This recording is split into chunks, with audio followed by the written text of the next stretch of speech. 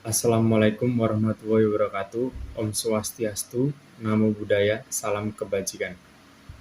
Halo semuanya, pada kesempatan kali ini saya perwakilan dari kelompok 3 akan mulai menjelaskan materi tentang proses pemeriksaan dan ekualisasi untuk memenuhi tugas mata kuliah audit pajak yang diampu oleh Bu Afifatul Janah. Sebelum saya mulai, perkenalkan nama saya Reza Amanda Aprilia dengan NIM 1905520097 dan teman-teman saya yang pertama ada Lucky Bestian Febrianto dengan NIM 0086, Rifki Putra dengan NIM 0096, yang selanjutnya ada Septi dengan NIM 0104, yang terakhir ada Irfan Agi Pranandika dengan NIM 0122. Materi yang pertama yaitu pemeriksaan lapangan adalah pemeriksaan yang dilakukan terhadap WP di tempat WP yang dapat meliputi kantor WP, pabrik, tempat usaha atau tempat tinggal atau tempat lain yang diduga ada kaitannya dengan kegiatan usaha atau pekerjaan bebas WP atau tempat lain yang ditentukan oleh Dirjen Pajak. Sebelum pemeriksa melaksanakan pemeriksaan lapangan, pemeriksa pajak akan yang pertama mempelajari berkas wajib pajak atau berkas data, yang kedua menganalisis SPT dan laporan keuangan wajib pajak, yang ketiga mengidentifikasi masalah, yang keempat melakukan pengenalan lokasi wajib pajak, yang kelima menentukan ruang lingkup pemeriksaan, yang keenam menyusun program pemeriksaan, yang terakhir ketujuh menentukan buku-buku dan dokumen yang akan dipinjam. Barulah dilakukan pemeriksaan di lokasi wajib pajak yang mana sebelumnya pemeriksa telah menyelesaikan surat pemberitahuan pemeriksaan lapangan kepada wajib pajak. Pemeriksaan juga memperlihatkan tanda pengenal pemeriksa pajak dan SP2 atau surat perintah pemeriksaan. Pemeriksaan lapangan dilaksanakan pada jam kerja. Jika dipandang perlu, dapat dilanjutkan di luar jam kerja. Jangka waktu pemeriksaan sendiri dibagi dua, yaitu jangka waktu pengujian dan jangka waktu pembahasan akhir hasil pemeriksaan dan pelaporan. Untuk pemeriksaan dengan jenis pemeriksaan lapangan, jangka waktu pengujian paling lama 6 bulan yang dihitung sejak surat pemberitahuan pemeriksaan lapangan disampaikan kepada wajib pajak, sampai dengan tanggal SPHP disampaikan kepada wajib pajak. Untuk jangka waktu pembahasan akhir hasil pemeriksaan dan pelaporan paling lama 2 bulan yang dihitung sejak tanggal SPHP disampaikan kepada wajib pajak sampai dengan tanggal LHP. Permintaan data ke pihak ketiga. Selanjutnya berdasarkan keterangan WP, apabila dimungkinkan untuk melakukan uji silang dengan pihak ketiga guna memperoleh keterangan WP, pemeriksa pajak dapat meminta keterangan atau bukti yang berkaitan dengan pemeriksaan yang sedang dilakukan terhadap wajib pajak kepada pihak ketiga atau Pasal 35 UU KUP secara tertulis dengan menyampaikan surat panggilan. Pasal 39 ayat 1 PMK. Pihak ketiga di sini adalah wakil kuasa dari wajib pajak, pegawai atau anggota keluarga yang telah dewasa.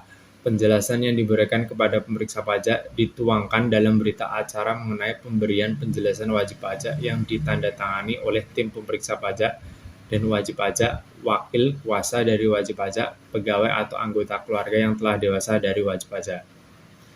Pembuatan kertas kerja pemeriksaan KKP. Setelah melakukan pemeriksaan untuk dokumentasi, pemeriksa pajak perlu membuat kertas kerja pemeriksaan atau KKP. KKP adalah catatan yang berisi rincian dan penjelasan atau pemeriksaan yang telah diselenggarakan oleh pemeriksa pajak mengenai prosedur pemeriksaan yang ditempuh, pengujian yang dilakukan, bukti dan keterangan yang dikumpulkan, dan kesimpulan yang diambil sehubungan dengan pemeriksaan yang dilaksanakannya. KKP merupakan dokumen dari semua temuan, kejadian, dan atau rekaman data yang diperoleh pemeriksa dalam pelaksanaan tugas pemeriksaannya. Membuat surat pemberitahuan hasil pemeriksaan atau SPHP setelah pemeriksa membuat kesimpulan dalam pemeriksaan berdasarkan temuan yang ada. Pemeriksaan menerbitkan surat pemberitahuan hasil pemeriksaan SPHP. SPHP diterbitkan dan harus ditanggapi oleh WP dengan menyampaikan tanggapan tertulis dalam kurun 7 hari sejak diterbitkan surat SPHP. WP yang menyetujui seluruh hasil pemeriksaan lapangan harus menandatangani Yang pertama surat tanggapan hasil pemeriksaan, yang kedua lembar pernyataan persetujuan hasil pemeriksaan, dan yang ketiga yang terakhir berita acara persetujuan hasil pemeriksaan. Jika tidak setuju atas bagian atau seluruh hasil pemeriksaan lapangan harus mengisi atau menandatangani dan menyampaikan sebagai berikut. Yang pertama surat tanggapan hasil pemeriksaan, dan yang kedua dilampiri dengan bukti-bukti pendukung sanggahan, yang ketiga atau terakhir serta penjelasan seperlunya. Selanjutnya, dilakukan pembahasan akhir atas hasil pemeriksaan yang tercantum dalam SPHP dan wajib pajak memiliki hak untuk hadir dalam pembahasan tersebut. Untuk ketentuan lebih lanjut mengenai pembahasan akhir atas hasil pemeriksaan dapat dibaca di PMK nomor 184 PMK 03/2015. Atas dasar berita acara tidak memberikan tanggapan atau berita acara ketidakhadiran WP, pemeriksa pajak dapat menghitung surat ketetapan pajak atau SKP dan surat tagihan pajak atau STP secara jabatan. Pembuatan laporan hasil pemeriksaan atau LHP. Selanjutnya, pemeriksa pajak mulai membuat LHP. LHP adalah laporan yang berisi tentang pelaksanaan dan hasil pemeriksaan yang disusun oleh pemeriksa pajak secara ringkas dan jelas serta sesuai dengan ruang lingkup dan tujuan pemeriksaan. Selanjutnya, pemeriksaan pajak mulai membuat LHP. LHP adalah laporan yang berisi tentang pelaksanaan dan hasil pemeriksaan yang disusun oleh pemeriksa pajak secara ringkas dan jelas sesuai dengan ruang lingkup dan tujuan pemeriksaan. LHP menyajikan penilaian serta pengujian atas ketaatan pemenuhan kewajiban perpajakan WP yang diperiksa, yang diambil dari KKP. Setelah pemeriksaan atau post-audit. Setelah seluruh tahapan pemeriksaan telah diselesaikan, selanjutnya seluruh buku, catatan, dan dokumen yang dipinjam harus dikembalikan kepada wajib pajak dengan menggunakan bukti peminjaman dan pengembalian buku, catatan, dan dokumen paling lambat 7 hari kerja sejak tanggal LHP. Pemeriksa pajak wajib memberi petunjuk kepada WP mengenai penyelenggaraan pembukuan atau pencatatan dan petunjuk lainnya mengenai pemenuhan kewajiban perpajakan sehubungan dengan pemeriksaan yang harus dilakukan agar penyelenggaraan pembukuan atau pencatatan dan pemenuhan kewajiban perpajakan pada tahun-tahun selanjutnya dilaksanakan sesuai dengan ketentuan yang berlaku. Pemeriksa pajak dilarang memberitahukan kepada pihak lain yang tidak berhak segala sesuatu yang diketahui dan diberitahukan kepadanya oleh WP dalam rangka pemeriksaan ini. Tujuan pemeriksaan adalah untuk menguji kepatuhan pemenuhan kewajiban perpajakan dan untuk tujuan lain. Pemeriksaan menurut tujuannya diterangkan sebagai berikut. Pemeriksaan pajak untuk menguji kepatuhan. Yang pertama, pemeriksaan khusus dilakukan karena adanya indikasi ketidakpatuhan pemenuhan kewajiban perpajakan, baik berdasarkan data konkret maupun hasil analisis risiko. Yang kedua, pemeriksaan rutin merupakan pemeriksaan yang dilakukan sehubungan dengan pemenuhan hak dan pelaksanaan kewajiban perpajakan wajib pajak. Tujuan lain pemeriksaan, penerbitan nomor pokok wajib pajak atau NPWP dan pengukuhan pengusaha kena pajak atau PKP secara jabatan. Yang pertama, penghapusan NPWP dan pencabutan pengukuhan PKP berdasarkan permohonan wajib pajak. Yang kedua, penentuan saat produksi dimulai, penentuan wajib pajak berlokasi di daerah terpencil. Yang ketiga, penetapan besarnya biaya pada tahapan eksplorasi. Yang keempat, penagihan pajak. Yang kelima, keberatan. Yang keenam, pengumpulan bahan guna penyusunan norma penghitungan penghasilan neto. Dan yang terakhir, penghapusan NPWP dan pencabutan pengukuhan PKP secara jabatan. Hak dan kewajiban wajib pajak dalam rangka pemeriksaan. Wajib pajak berhak meminta pemeriksa pajak untuk yang pertama, memperlihatkan tanda pengenal dan surat perintah pemeriksaan. Yang kedua, memberikan surat pemberitahuan pemeriksaan lapangan. Yang ketiga, memperlihatkan surat yang berisi perubahan tim pemeriksa apabila susunan keanggotaan mengalami perubahan. Yang keempat, memberikan penjelasan tentang alasan dan tujuan pemeriksaan. Lalu, kedua, menerima surat pemberitahuan hasil pemeriksaan. Yang ketiga, menghadiri pembahasan akhir hasil pemeriksaan bersama dengan pemeriksa pada waktu yang telah ditentukan. Dan yang terakhir, mengajukan permohonan quality assurance pemeriksaan dalam hal belum disepakati dasar hukum koreksi pemeriksaan. Wajib pajak berkewajiban.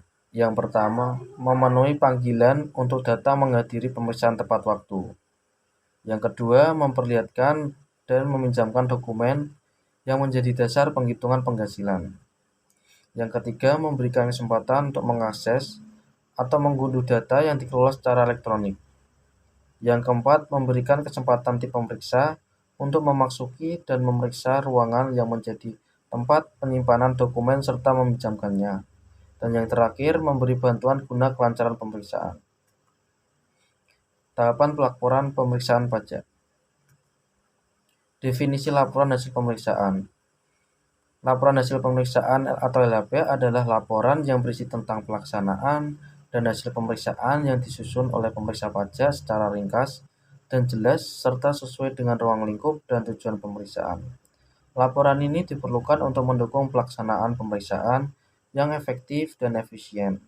Laporan yang sesuai dengan ruang lingkup dan tujuan pemeriksaan diperlukan guna mendukung pelaksanaan kebijakan dan strategi pemeriksaan yang berfokus manajemen penyelesaian pemeriksaan. Tahap laporan pemeriksaan pajak. Laporan pemeriksaan pajak, laporan yang dibuat oleh pemeriksa pajak pada akhir pelaksanaan pemeriksaan yang merupakan ikhtisar dan penuangan semua hasil tugas pemeriksaan sesuai dengan tujuan yang telah ditetapkan. Laporan pemeriksaan pajak juga merupakan sarana bagi pihak-pihak lain untuk mengetahui berbagai hal tentang pemeriksaan tersebut, baik berkenaan dengan pencarian informasi tertentu maupun dalam rangka pengujian kepatuhan prosedur dan mutu pemeriksaan yang telah dilakukan. Perkenalkan, nama saya Septiana Rama Asri dengan NIM 1905520104. Selanjutnya saya akan melanjutkan presentasi dari Mas Irfan. Laporan hasil pemeriksaan merupakan dasar untuk menerbitkan surat ketetapan pajak (SKP) yang sifatnya terikat hukum yang memiliki pengaruh terhadap wajib pajak maupun pemeriksa pajak. Dalam penerbitan SKP harus mengikuti persyaratan legal formalnya. Berbagai data dan informasi, perhitungan, teknik dan metode yang digunakan dalam pemeriksaan, proses pengambilan kesimpulan, hingga pengikhtisaran dalam suatu laporan pemeriksaan pajak dilakukan dengan teliti, akurat, logis, dan mengacu pada peraturan perundangan perpajakan yang berlaku. Hal-hal yang perlu diperhatikan dalam penyusunan LPP supaya dapat dimanfaatkan oleh pemeriksa berikutnya antara lain: gambaran kegiatan usaha wajib pajak, gambaran sistem akuntansi, daftar buku dan dokumen yang dipinjam, produksi data, dan usulan pemeriksa yang berisi apabila di kemudian hari ditemukan data baru dan atau data lain yang belum terungkap dalam pemeriksaan ini, maka diusulkan untuk diterbitkan sanksi sesuai dengan ketentuan yang berlaku. Laporan pemeriksaan disusun dengan sistematika sebagai berikut. Yang pertama, umum, memuat keterangan-keterangan mengenai identitas wajib pajak, pemenuhan kewajiban perpajakan, gambaran kegiatan wajib pajak, penugasan dan alasan pemeriksaan, data dan informasi yang tersedia, dan daftar lampiran. Yang kedua, pelaksanaan pemeriksaan memuat penjelasan secara lengkap mengenai pos-pos yang diperiksa, penilaian pemeriksaan atas pos-pos yang diperiksa, dan teman-teman pemeriksaan.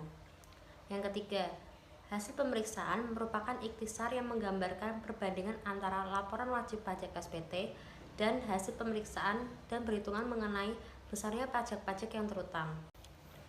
Keempat, kesimpulan dan usulan pemeriksaan memuat hasil pemeriksaan dalam bentuk perbandingan antara pajak-pajak yang terutang berdasarkan laporan wajib pajak dengan hasil pemeriksaan, data informasi yang diproduksi, dan usul-usul pemeriksa. Nota perhitungan pajak yang dibuat berdasarkan hasil pemeriksaan pajak yang dilakukan oleh kelompok fungsional pemeriksa pajak di kantor wilayah Direktorat Jenderal Pajak. Pejabat yang berwenang untuk: pertama, memarap kolom dihitung adalah ketua tim. Kedua, memarap kolom diteliti adalah ketua kelompok. Selanjutnya, kantor pemeriksaan dan penyidikan pajak. Pejabat yang berwenang untuk: yang pertama, memarap kolom dihitung adalah ketua tim.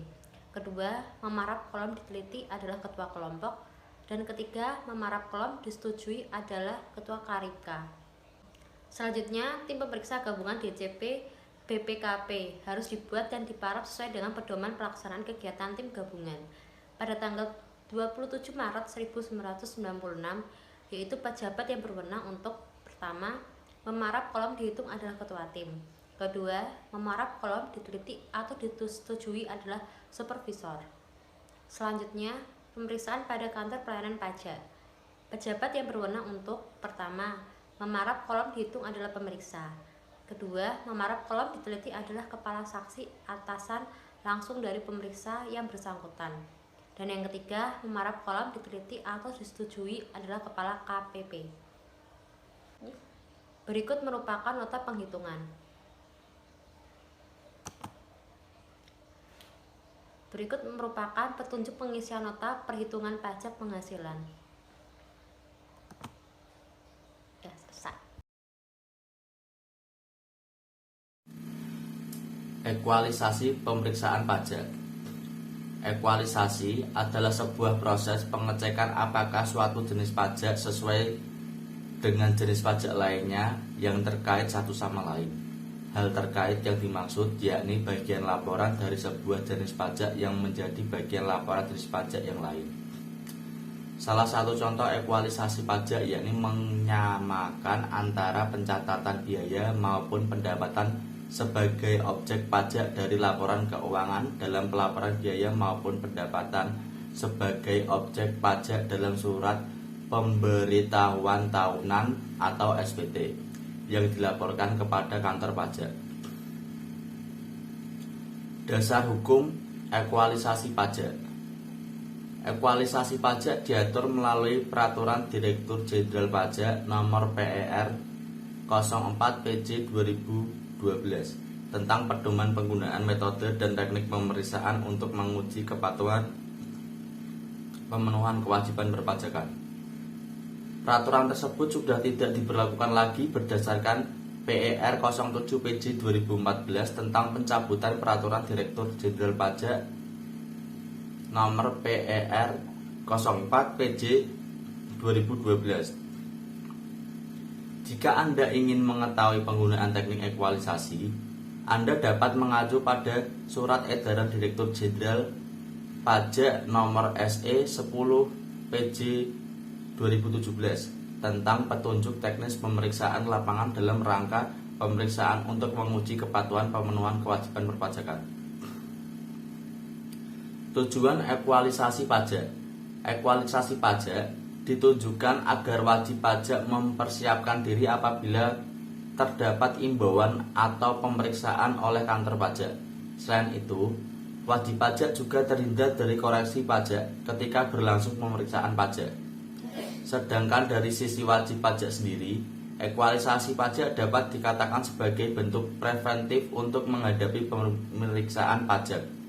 Selain itu, ekualisasi pajak juga bisa menjadi petunjuk bagi wajib pajak bahwa kewajiban penyampaian SPT tahunannya sudah dilakukan dengan benar.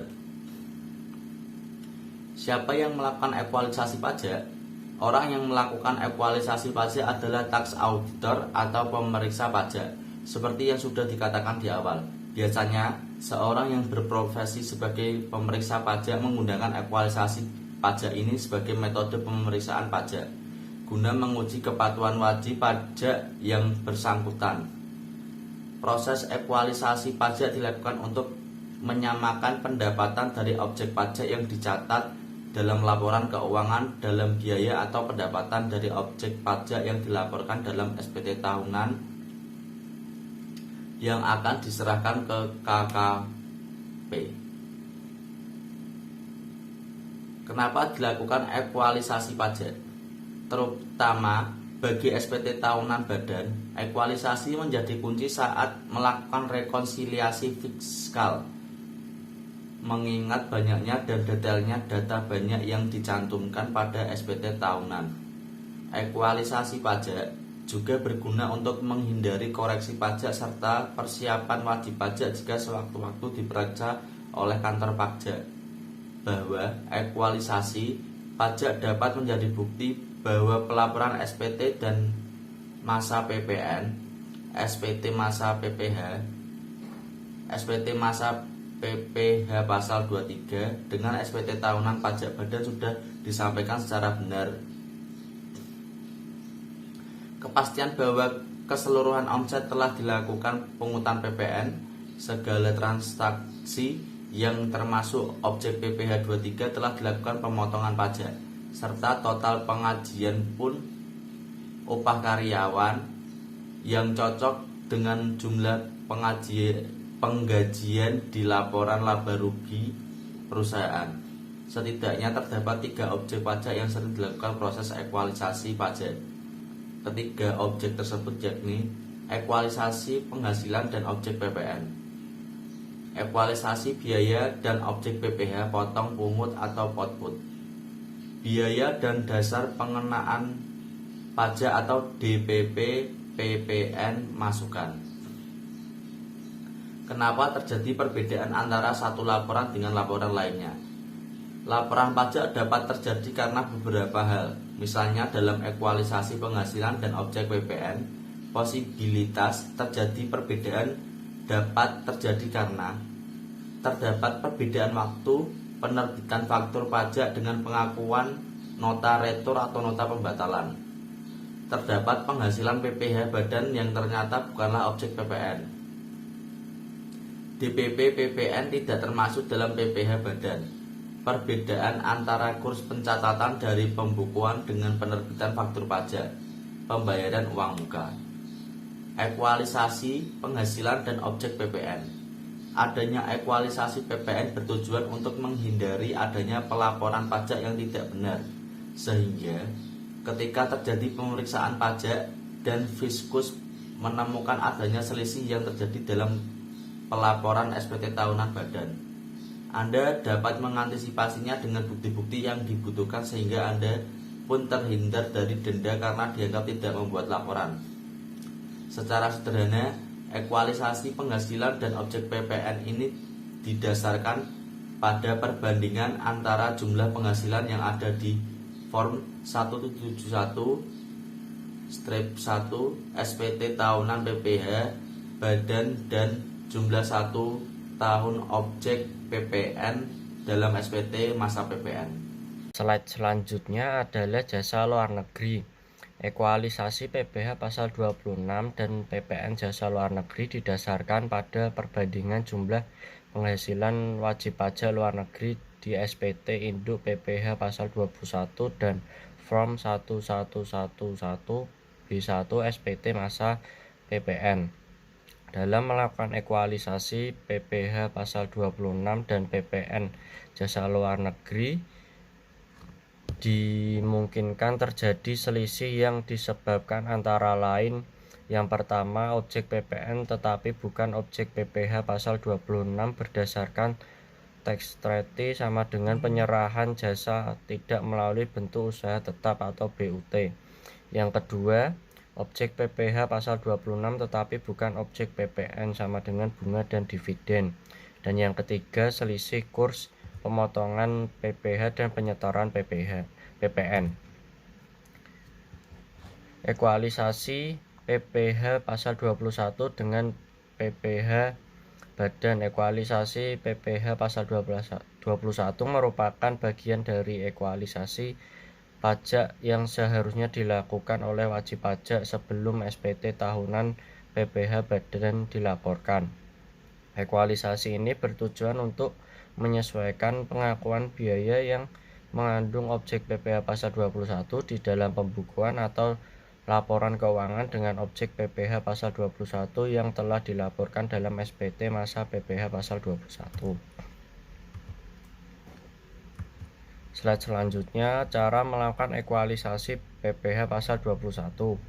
Langkah pertama yang harus dilakukan adalah merekap atau membuat rekapitulasi objek PPh pasal 21 yang telah dilaporkan di SPT masa PPh pasal 21 masa Januari sampai dengan Desember.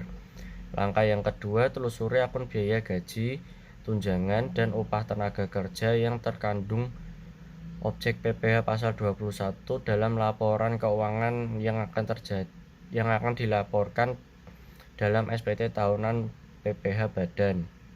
Selanjutnya, sandingkan antara objek PPh pasal 21 yang telah dilaporkan dalam SPT masa PPh pasal 21 dengan biaya-biaya yang seharusnya terkandung objek PPh pasal 21 dalam laporan keuangan. Jika selisih, maka harus dicari penyebab dan harus dapat dijelaskan. Saat melakukan ekualisasi, PPh pasal 21 dengan PPh badan dapat ditentukan adanya selisih objek. Bisa saja objek dalam SPT masa PPh pasal 21 lebih besar dari PPh badan atau sebaliknya.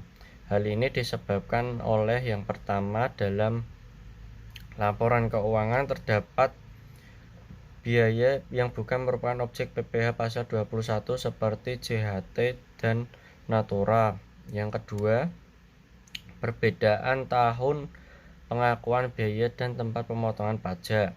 Yang ketiga, selisih kurs pencatatan pada pembukuan dan pemotongan PPh pasal 21. Terjadi keterlambatan pemotongan PPh pasal 21 sehingga menyebabkan perbedaan tahun pembebanan atau pemotongan.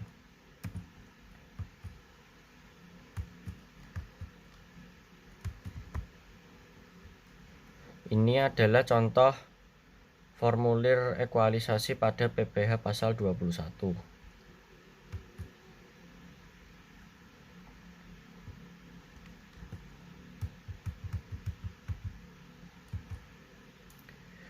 Slide selanjutnya, mekanisme pengkreditan PPh pasal 24.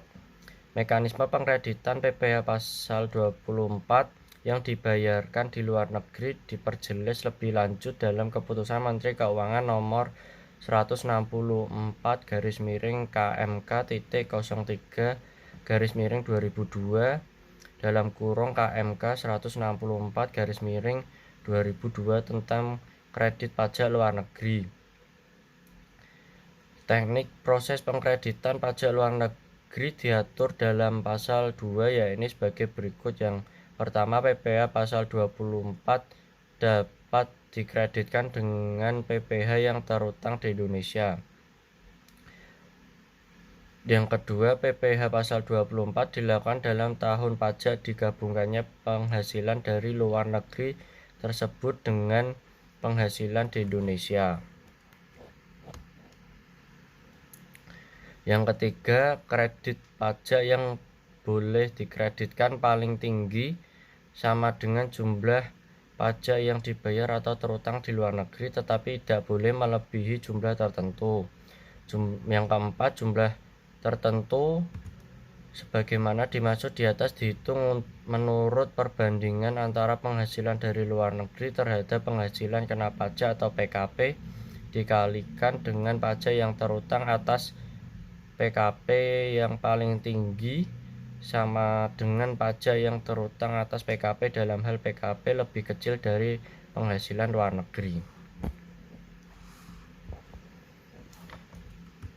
Slide selanjutnya, yang kelima, apabila penghasilan dari luar negeri berasal dari beberapa negara, maka penghitungan PPh pasal 24 dilakukan untuk masing-masing negara. Yang keenam, PKP yang dikenakan PPh final pasal 24 ayat 2 dan atau penghasilan yang dikenakan pajak tersendiri pasal 8 ayat 1 dan 4 Undang-Undang Nomor 7 Tahun 1983 tentang pajak penghasilan sebagaimana telah beberapa kali diubah terakhir dengan Undang-Undang Nomor 36 Tahun 2008 atau UU PPh tidak dapat digabungkan dengan penghasilan lainnya, baik yang diperoleh dari dalam negeri maupun dari luar negeri.